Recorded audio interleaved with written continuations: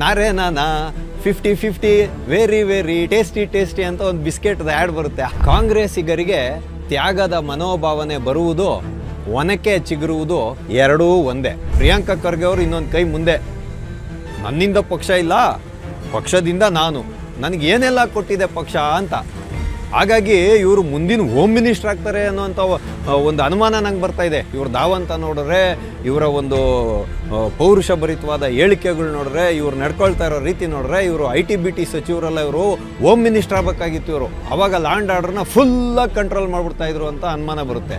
Silent ಆಗಿದ್ದಂಥ Rajanna ಅವರು ಮತ್ತೆ violent ಆಗಿರೋಂಥ ಒಂದು ಹೇಳಿಕೆಯನ್ನು ಕೊಟ್ಬಿಟ್ಟಿದ್ದಾರೆ.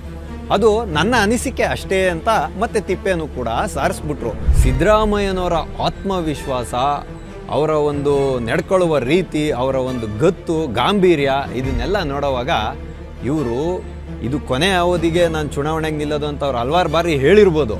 ಆದರೆ ಈ ಅವಧಿಗೆ ಕೊನೆವರೆಗೂ ನಾನೇ CM ಆಗಿರಬೇಕು ಅನ್ನುವಂಥ ದೃಢವಾದ ಸಂಕಲ್ಪ ಸಿದ್ದರಾಮಯ್ಯನವರ ಮನಸ್ಸಿನಲ್ಲಿ ಇದ್ದಂಗೆ ಕಾಣ್ತಾ ಇದೆ. TV ವಿಕ್ರಮದ ಸಮಸ್ತ ವೀಕ್ಷಕರಿಗೆ ಆಟೋವಾಲಾ ಕಾರ್ಯಕ್ರಮಕ್ಕೆ ಆತ್ಮೀಯವಾದ ಸ್ವಾಗತ.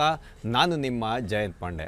ಸ್ನೇಹಿತರೆ, ಆಟೋವಾಲಾ ಕಾರ್ಯಕ್ರಮಕ್ಕೆ ನಾವಿಂದು ಆಯ್ದುಕೊಂಡಂತಹ ವಿಷಯ, ಕಾಂಗ್ರೆಸ್ಸಿಗರಿಗೆ ತ್ಯಾಗದ ಮನೋಭಾವನೆ ಬರುವುದು, ಒನಕೆ ಚಿಗುರುವುದು ಎರಡೂ ಒಂದೇ.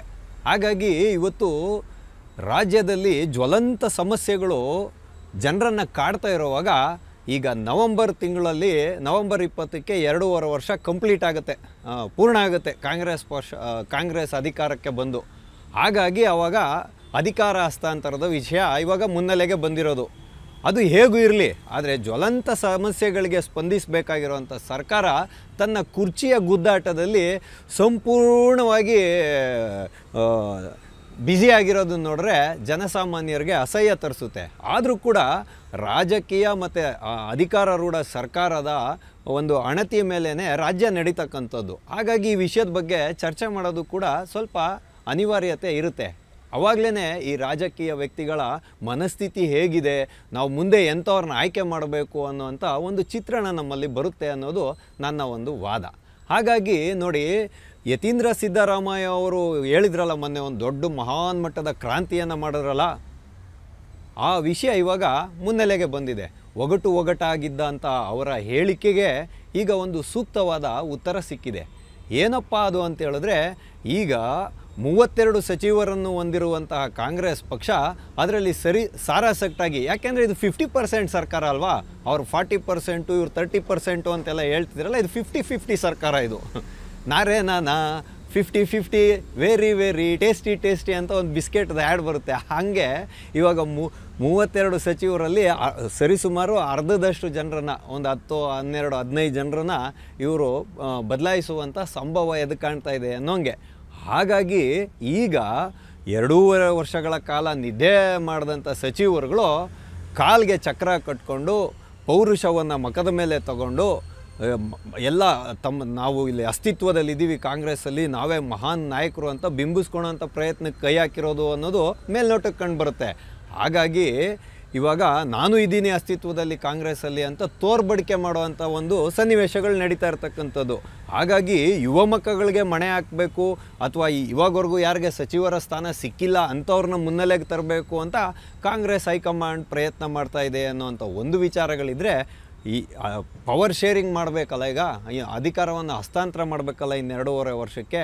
ಹಾಗಾಗಿ ಸಚಿವ ಸಂಪುಟದಲ್ಲಿ ಒಬ್ಬರದೇ ಬಲ ಇರಬಾರ್ದು, ಒಂದು ಬಣದ್ದೇ ಇನ್ನೊಂದು ಬಣದನ್ನು ಸೃಷ್ಟಿ ಮಾಡಬೇಕು ಅನ್ನೋವಂಥ ಕಾರಣವೂ ಇದರಲ್ಲಿ ಅಡಗಿದೆ ಅಂತ. ಇದಕ್ಕೆ ಸ್ಪಷ್ಟತೆ ಸಿಗುವಂತೆ ಕೃಷ್ಣ ಬೈರೇಗೌಡರಿದ್ದಾರಲ್ಲ, ಕಂದಾಯ ಸಚಿವರು, ಅವರು ಮೊನ್ನೆ ಒಂದು ಹೇಳಿಕೆಯನ್ನು ಕೊಟ್ಟಿದ್ದರು. ಅಂದರೆ ಇವರೆಲ್ಲ ಯಾವಾಗಲೂ ಅಧಿಕಾರಕ್ಕೋಸ್ಕರನೇ ಬಡ್ದಾಡೋದು, ಎಲ್ಲ ಪಕ್ಷದ ನಾಯಕರು. ಆದರೆ ಅವರ ಅಧಿಕಾರಕ್ಕೆ ಸಂಚಕಾರ ಬರುತ್ತೆ ಅಥವಾ ಅಧಿಕಾರವನ್ನು ಬಿಟ್ಕೊಡ್ಬೇಕಾಗುತ್ತೆ ಅನ್ನೋವಾಗ ಮಹಾನ್ ಹೇಳಿಕೆಗಳನ್ನು ಕೊಡ್ತಾರೆ. ಹಂಗಾಗಿನೇ ನಾನು ಹೇಳಿದ್ದು, ಕಾಂಗ್ರೆಸ್ ಪಕ್ಷದ ನಾಯಕರಿಗೆ ತ್ಯಾಗದ ಮನೋಭಾವ ಬರೋದು, ಒನಕೆ ಚಿಗುರೆ ಹೊಡೆಯೋದು ಎರಡೂ ಒಂದೇ ಅಂತ. ಹಾಗಾಗಿ ಇವಾಗ ರೇಸ್ ಲೈನಲ್ಲಿದೆ. ಎಂ ಬಿ ಪಾಟೀಲ್ರು ಹೇಳ್ತಾರೆ, ಪರಮೇಶ್ವರ್ ಅವರು ಹೇಳ್ತಾರೆ, ಪ್ರಿಯಾಂಕಾ ಖರ್ಗೆ ಅವರು ಹೇಳ್ತಾರೆ. ಪ್ರಿಯಾಂಕಾ ಖರ್ಗೆ ಅವರು ಇನ್ನೊಂದು ಕೈ ಮುಂದೆ. ನನ್ನಿಂದ ಪಕ್ಷ ಇಲ್ಲ, ಪಕ್ಷದಿಂದ ನಾನು, ನನಗೆ ಏನೆಲ್ಲ ಕೊಟ್ಟಿದೆ ಪಕ್ಷ ಅಂತ. ಹಾಗಾಗಿ ಇವರು ಮುಂದಿನ ಹೋಮ್ ಮಿನಿಸ್ಟರ್ ಆಗ್ತಾರೆ ಅನ್ನೋಂಥ ಒಂದು ಅನುಮಾನ ನಂಗೆ ಬರ್ತಾ ಇದೆ. ಇವ್ರು ದಾವಂತ ನೋಡಿದ್ರೆ, ಇವರ ಒಂದು ಪೌರುಷಭರಿತವಾದ ಹೇಳಿಕೆಗಳು ನೋಡಿದ್ರೆ, ಇವ್ರು ನಡ್ಕೊಳ್ತಾ ಇರೋ ರೀತಿ ನೋಡಿದ್ರೆ, ಇವರು IT-BT ಸಚಿವರೆಲ್ಲ ಇವರು ಹೋಮ್ ಮಿನಿಸ್ಟರ್ ಆಗಬೇಕಾಗಿತ್ತು. ಇವರು ಆವಾಗ ಲ್ಯಾಂಡ್ ಆರ್ಡರ್ನ ಫುಲ್ಲಾಗಿ ಕಂಟ್ರೋಲ್ ಮಾಡಿಬಿಡ್ತಾ ಇದ್ರು ಅಂತ ಅನುಮಾನ ಬರುತ್ತೆ. ಹಾಗಾಗಿ ಕೃಷ್ಣ ಬೈರೇಗೌಡ ಅವರು ಕೂಡ ಅದನ್ನೇ ಹೇಳಿದ್ದಾರೆ, 2.5 ವರ್ಷ ಆಗಿದೆ, ಹೈಕಮಾಂಡ್ ಮುಂದುವರಿಸಿದ್ರೆ ನಾನು ಮುಂದುವರಿತೀನಿ ಅಂತ. ಅಂದರೆ ಹೈಕಮಾಂಡ್ನ ಉದ್ದೇಶ ಏನಿದೆಯೋ ಗೊತ್ತಿಲ್ಲ, ನಿಷ್ಕ್ರಿಯವಾಗಿ ಯಾವ ಸಚಿವರಿದ್ದಾರೋ ಅವ್ರನ್ನ ಬದಲಾವಣೆ ಮಾಡ್ಬೋದು ಅಂತ.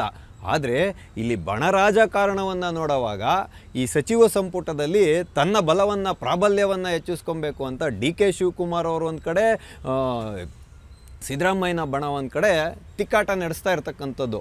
ಹಾಗಾಗಿ ಸೈಲೆಂಟಾಗಿದ್ದಂಥ ರಾಜಣ್ಣ ಅವರು ಮತ್ತೆ ವೈಲೆಂಟಾಗಿರೋಂಥ ಒಂದು ಹೇಳಿಕೆಯನ್ನು ಕೊಟ್ಬಿಟ್ಟಿದ್ದಾರೆ. ಅದು ನನ್ನ ಅನಿಸಿಕೆ ಅಷ್ಟೇ ಅಂತ ಮತ್ತೆ ತಿಪ್ಪೇನು ಕೂಡ ಸಾರಿಸ್ಬಿಟ್ರು. ಅದೇನಪ್ಪ ಅಂತೇಳಿದ್ರೆ, ಈಗ ನಾನು ಯಾರ ಜೊತೆನೂ ಮಾತಾಡಲ್ಲ, ಯಾರಿಗೇನು ಹೇಳೋಕ್ಕೋಗಲ್ಲ, ನಾನು ಎಲ್ಲಿ ಹೇಳಬೇಕೋ ಅಲ್ಲೇ ಹೇಳ್ತೀನಿ, ಏನು ಮಾತಾಡಬೇಕೋ ಅದನ್ನೇ ಮಾತಾಡ್ತೀನಿ, ಯಾರ ಹತ್ರ ಮಾತಾಡಬೇಕೋ ಅವ್ರ ಹತ್ರನೇ ಮಾತಾಡ್ತೀನಿ ಅಂತ ಹೇಳ್ತಾ ಇದ್ದಂಥ DK ಶಿವಕುಮಾರು ನೆನ್ನೆ ನೈಟ್ ಇದ್ದಕ್ಕಿದ್ದಂಗೆ ಡೆಲ್ಲಿಗೆ ದೌಡಾಯಿಸಿದ್ದಾರೆ. ಯಾಕೆ ಅಂತ ಹೇಳಿದ್ರೆ, ನವೆಂಬರ್ 11ಕ್ಕೆ ಚುನಾವಣೆ ಮುಗಿದೋಗುತ್ತೆ ಬಿಹಾರದಲ್ಲಿ. ಅದಕ್ಕೆ ಮುಂಚೆ ಏನೇನು ಬೇಕೋ ಪರ್ಯಾಯ ವ್ಯವಸ್ಥೆಗಳನ್ನ ಮಾಡ್ಕೊಂಬಿಡೋಣ, ಮೊದಲು ನನ್ನ ಸ್ಥಾನವನ್ನು ಪಡಿಸ್ಕೊಂಬಿಡೋಣ ಅಂತ ಇವಾಗ ಹೈಕಮಾಂಡ್ನ ಬಳಿ ದೊಂಬಾಲು ಬಿದ್ದಿದ್ದಾರೆ ಅಂತ. ಅದಕ್ಕೆ ಅವ್ರು ಕೊಡ್ತಾ ಇರೋವಂಥ ನೆಪ ಗಾಂಧಿ ಭಾರತ 100 ಅಂತ.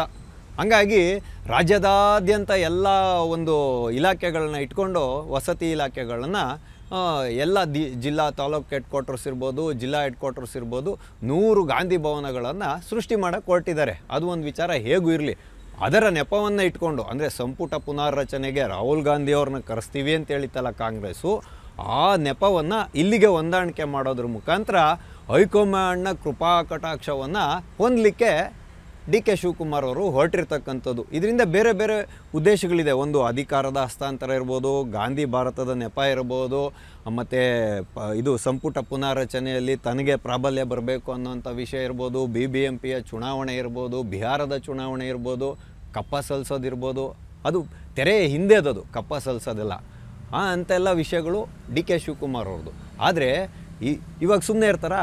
ಇವ್ರು ಯಾವಾಗ ಡೆಲ್ಲಿಗೆ ಹೋಗ್ತಾರೆ ಅಂತ ಸೂಚನೆ ಬಂದಾಗ ಇವಾಗ ವೈಲೆಂಟ್ ಆದಂಥ ಹೇಳಿಕೆಯನ್ನು ರಾಜಣ್ಣ ಅವ್ರು ಕೊಟ್ಟಿರೋದು. ಇದೇನಪ್ಪ ಅಂತೇಳಿದ್ರೆ, ಸಚಿವ ಸಂಪುಟ ಪುನರ್ರಚನೆಯಲ್ಲಿ ಯಾರಿಗೆ ಅವಕಾಶ ಸಿಗುತ್ತೋ ಅವರು ಮುಖ್ಯಮಂತ್ರಿಯಾಗಿ ಮುಂದುವರಿತಾರೆ ಅಂತ.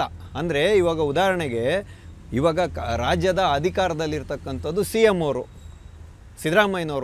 ಸಿದ್ದರಾಮಯ್ಯನವ್ರಿಗೇನಾದರೂ ಸಂಪುಟ ಪುನರ್ರಚನೆ ಮಾಡ್ಕೊಳೋದಕ್ಕೆ ಹೈಕಮಾಂಡು ಅವಕಾಶವನ್ನು ಕೊಟ್ಬಿಟ್ರೆ, ಮುಂದಿನ 2.5 ವರ್ಷಕ್ಕೂ, ಅಂದರೆ ಈ ಅವಧಿಗೆ ಪೂರ್ಣವಾಗಿ ಸಿದ್ದರಾಮಯ್ಯನವರೇ ಮುಖ್ಯಮಂತ್ರಿಯಾಗಿ ಮುಂದುವರಿತಾರೆ ಅನ್ನೋದು ಇವರ ಅನಿಸಿಕೆ. ಆದರೆ ಅಡ್ಗೋಡೆ ಮೇಲೆ ದೀಪ ಇಡಬೇಕಲ್ಲ, ದ್ವಂದ್ವವನ್ನು ಹುಟ್ಟಾಕ್ಬೇಕಲ್ಲ, ಗೊಂದಲವನ್ನು ನಿರ್ಮಾಣ ಮಾಡಬೇಕಲ್ಲ. ಅದಕ್ಕೋಸ್ಕರ ಏನು ಹೇಳ್ತಾರೆ ಅಂತಂದರೆ, ಇಬ್ಬರಲ್ಲಿ ಯಾರಿಗೆ ಸಂಪುಟ ಪುನರ್ರಚನೆಗೆ ಅವಕಾಶ ಸಿಗುತ್ತೋ ಅವರು ಮುಂದೆ CM ಆಗ್ತಾರೆ, ಅಥವಾ ಒಂದು ರಾಜಕೀಯದಲ್ಲಿ ಒಂದು ಗೊಂದಲದ ವಾತಾವರಣ ಸೃಷ್ಟಿಯಾಗುತ್ತೆ ರಾಜ್ಯದ ಕಾಂಗ್ರೆಸ್ನಲ್ಲಿ. ಆವಾಗ ಯಾರು ಮುಖ್ಯಮಂತ್ರಿ ಆಗ್ತಾರೆ ಅಂತ ಹೇಳಕ್ಕೆ ಬರಲ್ಲ ಅಂತ ಹೇಳುವಂಥ ಗೊಂದಲ ಭರಿತವಾದಂಥ ಒಂದು ಹೇಳಿಕೆಯನ್ನು ಕೊಡ್ತಾರೆ. ಆಮೇಲೆ ನನಗೆಲ್ಲಿ ನೋಟಿಸ್ ಬಂದ್ಬಿಡುತ್ತೋ ಅಂತ ಒಳಗೊಳಗೆ ಭಯ ಆಗಿ ಏನು ಹೇಳ್ತಾರೆ ಅಂತ ಹೇಳಿದ್ರೆ, ಇದು ನನ್ನ ಅನಿಸಿಕೆ ಅಷ್ಟೇ ಅಂತ ಹೇಳುವಂಥ ಮಾತನ್ನು ಇವರು ಹೇಳಿ ಇವಾಗ ಕೈ ತೊಳ್ಕೊಂಡಿರೋದು. ಈಗ ನಾವು ಮೂಲ ವಿಚಾರಕ್ಕೆ ಬರೋಣ. ಇದೆಲ್ಲ ನೋಡಿದ್ಮೇಲೆ ಏನಾಗುತ್ತೆ, ಯತೀಂದ್ರ ಅವ್ರು ಹೇಳಿದ್ರಲ್ಲ, ಮುಂದಿನ ಗುಣಲಕ್ಷಣಗಳಿರೋದು ಸತೀಶ್ ಜಾರಕಿಹೊಳಿ ಅವ್ರಿಗೆ ಅಂತ. ಆವಾಗ ಅಹಿಂದ ವರ್ಗದ ಒಬ್ಬರು ಮುಖ್ಯಮಂತ್ರಿ ಆಗಬೇಕು ಅಂತ ತೇಲ್ಬಿಟ್ಟಿದ್ರಲ್ಲ. ಅಂದರೆ ಇಲ್ಲಿರ್ತಕ್ಕಂಥದ್ದು ಹೆಂಗಾದರೂ ಮಾಡಿ CM ಅವ್ರನ್ನ ಕೆಳಗಡೆ ಇಳಿಸಿ ಅಧಿಕಾರವನ್ನು ಹಸ್ತಾಂತರ ಮಾಡಬೇಕು ಅಂತ.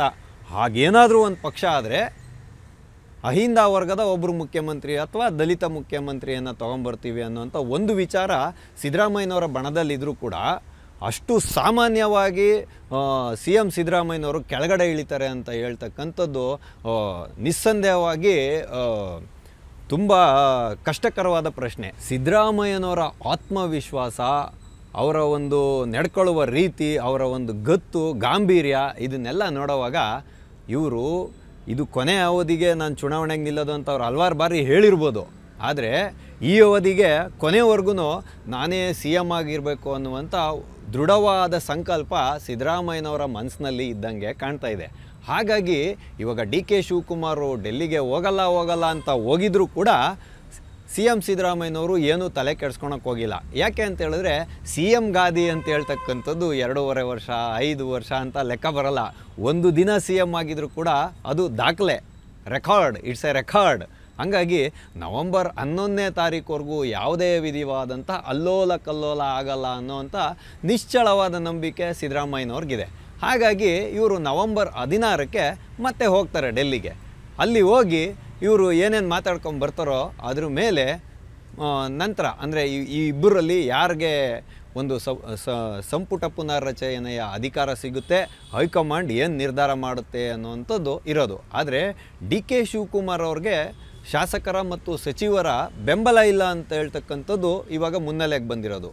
ಹಾಗಾಗಿ ಅವರ ಬಣದವರೆಲ್ಲ ಸೈಲೆಂಟಾಗಿರೋದು. ಇವಾಗ ಒಳಗಡೆ ಈಗ ಸಂಪುಟ ಪುನರ್ರಚನೆಯಲ್ಲಿ ಡಿ ಕೆ ಶಿವಕುಮಾರ್ ಅವರ ಒಂದು ಬಲ ಜಾಸ್ತಿ ಆದರೆ, ಶಾಸಕರ ಬಲ ಜಾಸ್ತಿ ಆದರೆ ಸಿ ಎಂ ಅವರನ್ನು ಸುಮ್ಮನೆ ಅಧಿಕಾರ ನಡೆಸ್ಕೊಂಡು ಹೋಗುವ ರೀತಿಯಲ್ಲಿ ಸರ್ಕಾರ ರಚನೆ ಆಗುತ್ತಾ, ಅಥವಾ ಸಿ ಎಂ ಅವರೇ ಸೂಚಿಸಿದಂಥ ವ್ಯಕ್ತಿಗಳನ್ನು ಮತ್ತೆ ಸಚಿವರಾಗಿ ಆಯ್ಕೆ ಮಾಡೋದ್ರ ಮುಖಾಂತರ ಸಿದ್ದರಾಮಯ್ಯನವರು ಏನಾದರೂ ಮುಖ್ಯಮಂತ್ರಿಯಾಗಿ ಮುಂದುವರಿತಾರ ಅನ್ನುವಂಥ ಪ್ರಶ್ನೆ ಕಾಡುತ್ತೆ.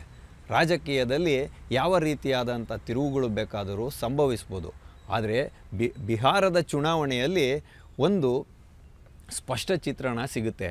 ಅಲ್ಲೇನಾದರೂ ಕಾಂಗ್ರೆಸ್ಗೆ ಮೇಲ್ಗೈ ಆಗೋಗಿ ಅಧಿಕಾರವನ್ನು ತಗೊಂಡ್ರೆ ಒಂದು ದೃಢವಾದ ಹೆಜ್ಜೆಯನ್ನು ಕಾಂಗ್ರೆಸ್ ಪಕ್ಷ ಇಲ್ಲಿಡುವಂಥ ಎಲ್ಲ ಸಂಭವ ನನ್ನ ಕಣ್ಣೆದುರಿಗೆ, ನನ್ನ ಅನಿಸಿಕೆಗೆ ತೋರ್ತಾ ಇರ್ತಕ್ಕಂಥದ್ದು. ಡಿ ಕೆ ಶಿವಕುಮಾರ್ ಅವ್ರಿಗೆ ಒಂದು ಅವಕಾಶವನ್ನು ಕೊಡುವಂತಹ ಧೈರ್ಯವನ್ನು ತೋರ್ಬೋದು.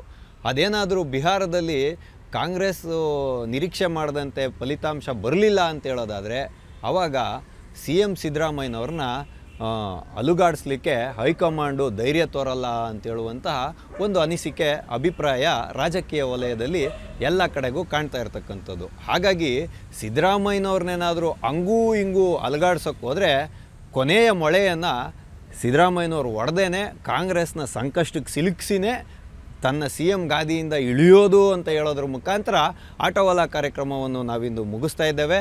ಮುಂದೆ ಇಂತಹದ್ದೇ ಒಂದು ಕುತೂಹಲಕಾರಿಯಾದ ವಿಷಯದೊಂದಿಗೆ ನಾವೆಲ್ಲರೂ ಮತ್ತೆ ಭೇಟಿಯಾಗೋಣ. ಅಲ್ಲಿವರೆಗೂ ಟಿ ವಿ ವಿಕ್ರಮವನ್ನು ಸಬ್ಸ್ಕ್ರೈಬ್ ಮಾಡೋದರ ಮುಖಾಂತರ, ನಿಮ್ಮ ಸದ್ವಿಚಾರಗಳನ್ನು ಕಾಮೆಂಟ್ ಮಾಡೋದರ ಮುಖಾಂತರ ಹಾಗೂ ಶೇರ್ ಮಾಡುವುದರ ಮುಖಾಂತರ ನಮ್ಮನ್ನು ಪ್ರೋತ್ಸಾಹಿಸಿ.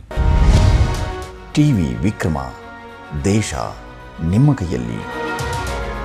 ಈ ಕಾರ್ಯಕ್ರಮ ನಿಮಗೆ ಇಷ್ಟ ಆಗಿದ್ದಲ್ಲಿ ಲೈಕ್, ಶೇರ್ ಹಾಗೂ ಕಮೆಂಟ್ ಮಾಡಿ. ಟಿವಿ ವಿಕ್ರಮದ ಕಾರ್ಯಕ್ರಮಗಳನ್ನು ನಿರಂತರವಾಗಿ ವೀಕ್ಷಿಸಲು ಸಬ್ಸ್ಕ್ರೈಬ್ ಮಾಡಿ, ಬೆಲ್ ಐಕನ್ ಒತ್ತಿ.